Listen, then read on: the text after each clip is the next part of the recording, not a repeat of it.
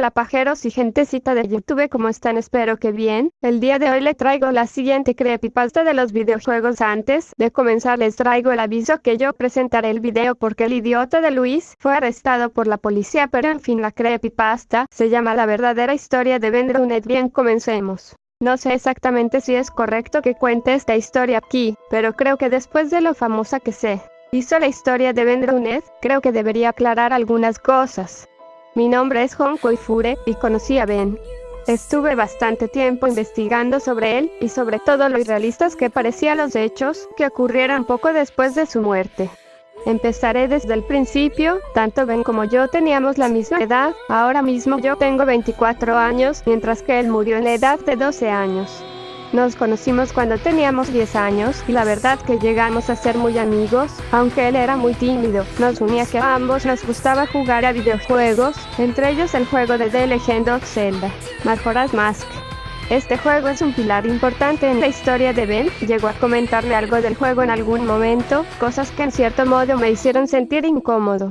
Ben y yo íbamos a la misma clase. Era un chico rubio, más bien bajito y delgado, más bien debilucho, con el pelo algo largo aunque no pasaba de los hombros, y los ojos celestes. No se llevaba bien con la gente debido a su timidez. Era el raro de la clase según todos. 3 chicos siempre estaban metiéndose con él, siempre le pegaban o se reían de él a la salida del colegio. Alguna vez que otros llegaron a propasarse haciéndole algunas heridas más graves que el par de moretones que siempre le hacían. Sus nombres eran Jake, un chico delgado, pero a la vez musculoso; Alex, un niño más bien rellenito pero a decir verdad, tenía bastante fuerza; y luego estaba Matt. Se podría decir que Matt era el líder de la pandilla, el que más molestaba a Ben y le pegaba más que los otros dos. Matt era un año mayor, a diferencia de todos nosotros. Estaba en nuestra clase porque había repetido curso. Era un niño más alto que Ben, mucho más fuerte y con una cicatriz en el labio de la que solía alardear. Decía que esa cicatriz era de una vez que había peleado con un chico de 15 años, y mientras el chico solo le dejó aquella cicatriz, él le había destrozado la cara a puñetazos. Ben Brunet veréis de otro baile y Sparsa Chande 658 JPG solo le creían Jake y Alex, aunque nadie se atrevía a decirle que aquello era mentira. Ben estaba harto de la situación que vivía en el colegio. Además, su situación en casa tampoco era del todo buena. Su madre era viuda, su padre murió un año atrás. Ben me había contado sobre la muerte de su padre. Fue un accidente de coche en invierno. Ese día nevó. Ben quería acompañarle a recoger unas cosas del trabajo, pero su padre no le dejó porque tenía que ir a clase. Poco después le informaron de que el coche de su padre patinó en la nieve hasta estrellarse contra un muro, y su padre había muerto, con el cráneo aplastado contra el volante. Antes de morir, antes de que su padre se fuera, Ben había estado hablando con él sobre los matones del colegio. Después de estar hablando con él, diciendo que iría al colegio a quejarse, por último le dijo a Ben: «Seguro que esto tiene un final maravilloso, ¿no es así?». Le dio un beso en la frente y rió, sin saber que esas serían sus últimas palabras hacia Ben. Su madre se quedó sola con él y sus 2 hermanos pequeños, y normalmente no estaba en casa porque tenía que trabajar. Los hermanos pequeños de Ben solían quedarse en la escuela hasta las 6 o 7 de la tarde, ya que la escuela hacía también la función de guardería, siempre y cuando los padres pagaran un cargo adicional. Ben, sin embargo, ya era demasiado mayor como para ir a casa y saber cuidar de sí mismo, así que él nunca se quedaba allí. El día que Ben logró ahorrar el dinero suficiente para comprarse el juego de Majora's Mask, fue uno de los pocos que verdaderamente le vi sonreír. Recuerdo perfectamente que íbamos al colegio, cuando sacó el cartucho de su bolsillo y me dijo: «Jon, mira lo que he conseguido». Entonces sonrió. Me puso muy contento que sonriera, porque nunca lo había visto hacerlo de forma sincera. La verdad que por un momento lo envidié. En mi familia nunca hemos andado sobrados de dinero, así que no pude comprármelo, pero Ben era muy noble, me dijo que me lo dejaría cuando pudiera. Durante esos días, Ben solo me hablaba del juego. Más de una vez me dijo: «Ojalá yo fuera como Link, y pudiera ser valiente y enfrentarme a esos matones. Yo me siento incómodo en estos casos, no sé qué decir». Todos en clase sabíamos lo de los matones. Yo quería ayudarle, pero no era lo suficientemente fuerte como para enfrentarme a alguien como Matt. Unos 2 días después, antes de entrar a clase estuve con él mientras jugaba el juego. Guardó la partida y dejó de jugar justo en la parte del chico calavera. Ese mismo día, después del descanso entre clase y clase, Ben vino a buscarme desesperadamente. El juego había desaparecido de su mochila y estaba seguro de que había sido Matt o alguno de sus secuaces. Es más, me dijo que vio a Matt rebuscar en su mochila durante el descanso. Acompañé a Ben a la sala de profesores y buscamos a nuestra profesora. Estuve con él mientras le contaba lo ocurrido, y después de eso fueron a buscar a Matt y entramos en una clase vacía. La profesora miró en la mochila de Matt y sacó un cartucho del cual había sido removida la pegatina del juego. A decir verdad, no sé qué hacía yo con ellos, pero a Ben le reconfortaba que su mejor amigo estuviera con él en ese momento. La profesora preguntó a Ben si estaba seguro de que había sido Matt, y él dijo varias veces: "Yo lo vi". Oí algo que la verdad no quise haber escuchado. Una de las veces que Ben dijo que había visto a Matt, este murmuró: "Ten por seguro que no vas a volver a verlo", lo dijo con una voz tan fría que se me heló la sangre por un segundo. Miré de reojo a la profesora y a Ben, y me dio la impresión de que no lo habían escuchado. La profesora le devolvió el juego a Ben, y tanto ella como Matt se fueron a hablar con el director del colegio. Al parecer, iban a ponerle un castigo a Matt. Ben todavía estaba preocupado de que a la salida de clase le dieran su habitual paliza y le volvieran a robar el juego, así que me pidió que lo guardara y esa tarde llevara el juego a su casa, que me llamaría al llegar para decirme una hora exacta. Acepté. Al salir de clase, él tomó el camino habitual para ir a su casa, y yo también fui a casa como normalmente haría. Normalmente Ben llegaba a casa antes que yo, ya que yo tenía que pasar por el trabajo de mi padre para que me diera las llaves de casa, y la paliza que los 3 matones propinaban a Ben todos los días no duraba más de 10 minutos, así que esperaba oír el teléfono justo al abrir la puerta, pero no. Pasaron 10 minutos, 20, 30, y no llamaba. Me preocupé por si lo habían dejado inconsciente al pegarle esta vez, pues como ya dije antes, a veces se propasaban. Pero nunca llegué a imaginar lo que pasaba. Salí corriendo hacia la casa de Ben con el juego en la mano, y justo antes de llegar, en la orilla del lago que había frente a su casa, oí unas risas, algunos gemidos, y algún que otro grito.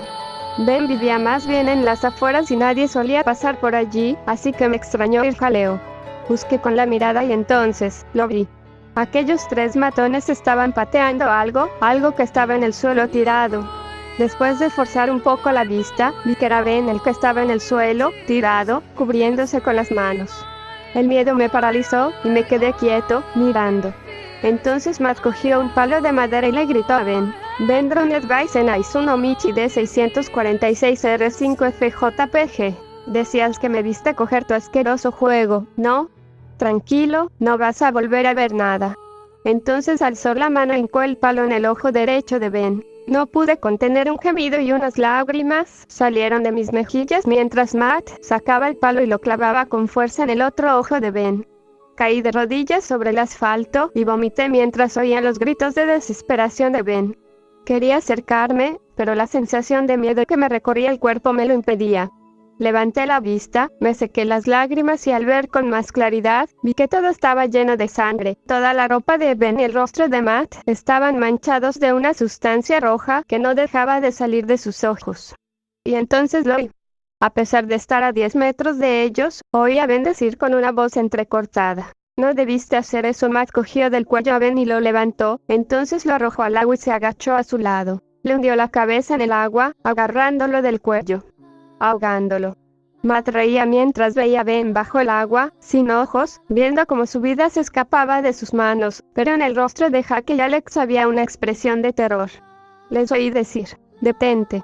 Es suficiente". Trataron de detenerle, pero Matt les propinó una patada a ambos y estos se alejaron de él. Al poco tiempo de haberlo tenido bajo el agua, diciéndole todo tipo de insultos, Matt le soltó. Se puso de pie y le miró. Jack y Alex se habían ido, y temiendo que lo viera alguien, salió corriendo.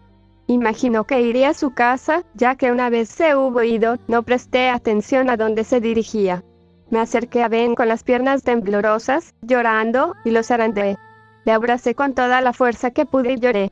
No sé cuánto tiempo estuve allí, llorando mientras lo abrazaba, solo recuerdo que en todo momento traté de no soltar el juego de Majora's Mask que aún tenía en la mano. Estuve allí, sollozando hasta que llegó la policía. Una vecina de Ben los había llamado al oír esos gritos en el lago. Y esto no pude perdonármelo jamás, no ayudar a mi mejor amigo es algo con lo que todavía tengo pesadillas. Me llevaron a casa, y una vez estuve allí, me duché y me limpié toda la sangre de Ben, y me di cuenta de que el cartucho de Zelda estaba manchado de sangre. Se me escaparon unas cuantas lágrimas, y lo limpié con un trapo. Debajo de la gruesa capa de sangre, había una palabra escrita, Majora.